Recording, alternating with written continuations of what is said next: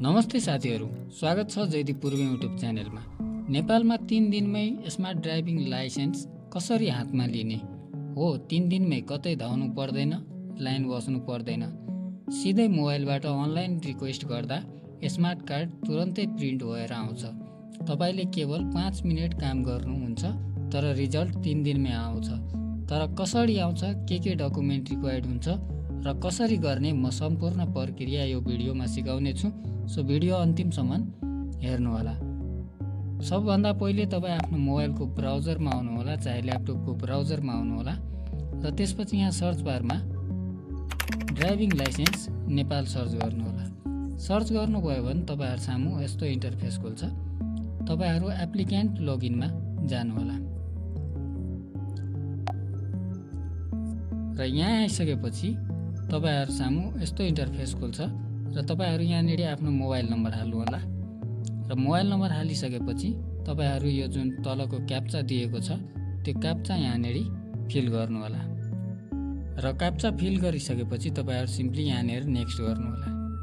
Enter your MPIN number भनेको छ, आफ्नो एमपिन नम्बर यहाँनिर हाल्नुहोस्। जुन तपाईँले आफ्नो मोबाइलमा रिसिभ गर्नुभएको हुन्छ त्यो पिन नम्बर हाल्नुहोला र यो पिन नम्बर तपाईँले एमपिन तपाईँले मल्टिपल टाइम्स पटक पनि युज गर्न सक्नुहुन्छ। सो मेरोमा सेभै छ, म त्यो सेभै गरेको एमपिन राखेँ र त्यसपछि तपाईँहरू यहाँनिर सिम्पली नेक्स्ट गर्नुहोला। एमपिन हालेर तपाईँले नेक्स्ट गर्नुभयो भने तपाईँहरू सामु यस्तो इन्टरफेस खुल्छ। अनलाइन ड्राइभिङ सिस्टम भनेको छ गभर्मेन्ट अफ नेपाल। त्यसपछि यहाँनिर तपाईँहरूको लाइसेन्सको विवरण छ र यहाँनिर एप्लिकेन्ट पोर्टल भनेर छ, आवेदन पोर्टल भनेको छ। यहाँनिर एप्लाई फर एड क्याटेगोरी, यहीँबाट तपाईँहरूले फर्म भर्न सक्नुहुन्छ। यो लाइसेन्स डिटेल पनि भनेको छ र रिन्यू योर लाइसेन्स यहीँबाट पनि हुन्छ र स्मार्ट कार्ड फास्ट प्रिन्टिङ जुन छ नि यसमा तपाईँहरूले क्लिक गर्नुहोला। क्लिक गर्नुभयो भने तपाईँहरू सामु फेरि नयाँ इन्टरफेस खुल्छ र यहाँनिर के भनेको छ, application for smart card fast printing, smart card शीघ्र छपाई आवेदन र यसको रिजन के छान्नुपर्छ। यहाँनिर के छ भने के को लागि तपाईँले स्मार्ट कार्ड 3 दिनमा पाउनुहुन्छ, यो कुरा तपाईँले बुझ्नु। एब्रोड स्टडीमा जाँदै हुनुहुन्छ भने तपाईँहरूले आफ्नो ड्राइभिङ लाइसेन्सको लागि यो फर्म भर्न सक्नुहुन्छ। यदि नन रेसिडेन्ट्स नेपाली हुनुहुन्छ भने त्यसको लागि पनि एप्लाई गर्न सक्नुहुन्छ। यदि तपाईँ एब्रोड वर्किङ कुनै कामको सिलसिलामा बाहिर जाँदै हुनुहुन्छ या ड्राइभर भिजामा चाहे के काममा जाँदै हुनुहुन्छ भने तपाईँहरूले ड्राइभिङ लाइसेन्सको लागि एप्लाई गर्न सक्नुहुन्छ र अदर्स भन्ने छ, यसमा अन्य पनि पर्छ। र त्यसपछि तपाईँहरूले मानौ एब्रोड वर्किङको लागि जाँदै हुनुहुन्छ भने तपाईँ एब्रोड वर्किङ छान्नु, चाहे तपाईँ साउदी, कतार, दुबई जहाँ पनि जाँदै हुनुहुन्छ। त्यसपछि तपाईँलाई चाहिने भनेको recommendation letter, NOC letter, residence card, work labour permit, श्रम स्वीकृति, प्रुफ अफ डकुमेन्ट। यसमा के छ भने यदि तपाईँ पहिले नै विदेश जानुभएको थियो र तपाईँ छुट्टीमा घर आउनुभएको छ र यदि तपाईँसँग तपाईँको रेसिडेन्ट कार्ड छ भने उताको तपाईँले त्यो पनि हालेर हुन्छ, चाहे तपाईँसँग लेबर पर्मिट छ, वर्क लेबर पर्मिट छ भने त्यसले पनि हुन्छ। जुन श्रम स्वीकृति हामी भन्छौँ, श्रम स्वीकृति यहाँनिर हामीले अपलोड गर्नुपर्छ चुज फाइल गरेर। र अर्को तपाईँले अपलोड गर्नुपर्छ पासपोर्ट कपी र यहाँबाट तपाईँहरूले चुज फाइल गर्नुहोला र आफ्नो पासपोर्ट कपी अपलोड गर्नुहोला। र यति भइसकेपछि यहाँनिर के भनेको छ यो पनि ख्याल गर्नुहोला, image file must be less than 1 MB भनेको छ। तपाईँको जुन एनओसी श्रम स्वीकृतिको पेपर हुन्छ त्यो चाहिँ 1 MB भन्दा कमको हुनुपर्छ र पासपोर्ट कपी पनि 1 MB भन्दा कमको हुनुपर्छ।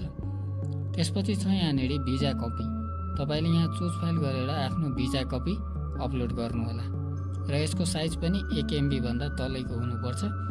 र अर्को छ एयर टिकट र एयर टिकट तपाईँलाई यहाँनिर अपलोड गर्नुहोला चुज फाइल गरेर। र यति गरिसक्नुभयो भने तपाईँलाई के भनेको छ भने यहाँनिर सिम्पली तपाईँले टिक लगाउनुहोला र सबमिट गर्न सक्नुहुन्छ। र यो फर्म सबमिट गर्नुभयो भने तपाईँहरू सामु एउटा PDF आउँछ, त्यो PDF चाहिँ डाउनलोड गर्न नबिर्सिनु होला। र यहाँ के भनेको छ, please bring all vouchers and your old licence card when you collecting your new printed licence. यदि तपाईँहरू लाइसेन्स लिन जाँदै हुनुहुन्छ अफिसमा भने तपाईँहरूले आफ्नो यदि नगद रसिद छ भने नगद रसिद लिएर जानुहोला, होइन भने तपाईँले यदि तपाईँहरूसँग स्मार्ट कार्ड छ तर एक्सपायर्ड भएको छ भने त्यो स्मार्ट कार्ड नै लिएर जानुहोला र तपाईँ आफ्नो स्मार्ट कार्ड लाइसेन्स 3 दिनमै पाउनुहुन्छ।